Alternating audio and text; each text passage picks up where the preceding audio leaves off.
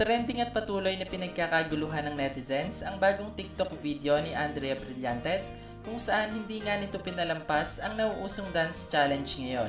Ito nga ay ang Binibining Marikit Dance Challenge. Isang araw makalipas matapos i-upload ni Andrea ang naturang video, halos umabot na agad ito sa 10 million views.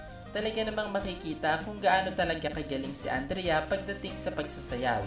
Dahil dito, hindi nga napigilang magkomento ng kapwa nito kapamilya star na si Loisa Andalio. Ayon sa aktres, napakaganda daw talaga ni Andrea habang sumasayaw. Hindi din nakaligtas sa komento ng netizens ang dance cover na ito ni Andrea. Ayon sa kanila, pwedeng-pwede na daw umanong mag-opening number ito sa ASAP kung mabibigyan ng pagkakataon.